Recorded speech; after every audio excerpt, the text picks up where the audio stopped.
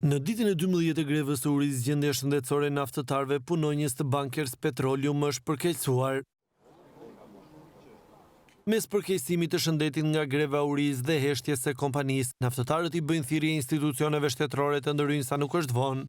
Situata e grevistëve paraqitet e rënduar, 2 nga djemët mbrëm kanë pas lëvizje të tensioni, por vazhdojmë të qëndrojmë, do të qëndrojmë deri në realizimin e kërkesave tona. Ajo që kemi shprehur gjithmonë është që këta djemë meritojnë të trajtohen me dinjitet dhe me paga dinjitoze.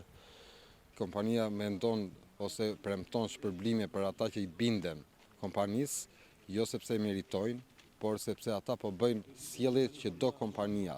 Kreu i sindikatës së naftëtarëve Dritan Shau ka paralajmëruar të hënën mbajtjen e një proteste para zyrave të Bankers deri në plotësimin e kërkesave të tyre. Atëherë po ne kemi vendosur që të bëjmë sforcë ende nesër, në orën 6:30 të dalim në protestë përpara zyrave për të ndërgjegjësuar ata njerëz që vazhdojnë punën me shpresën se do të shpërblehen nga kompania. Nesër kemi vendosur të dalim përsëri përpara zyrave të kompanisë, rreth orës 6:30 kur bëhen ndrimet e turneve të shefave, 6:30 deri në orën 8, ku do kërkojmë prapë publikisht kërkesat tona dhe atë që ne takon. Kemi denoncuar tek Komisioneri Antidiskriminimi në lidhje me pagat diskriminuese, me diferencat ekstreme të pagave, me diferencat e pagave ndërmjet dhe vetë ndërmjet punonjësve, por edhe ndërmjet punonjësve shtetasave shqiptar dhe shtetasave të huaj.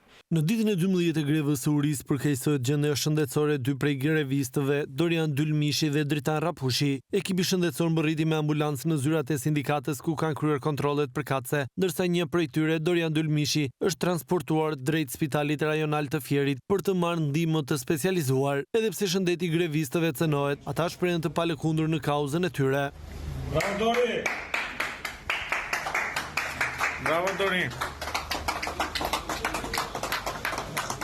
Pavarësisht se për situatën e krijuar janë vënë në dieni zyrtarisht të gjitha institucionet përgjegjëse, ende asnjë dritje shile nuk duket në horizont për zgjidhjen e kërkesave të punonjësve.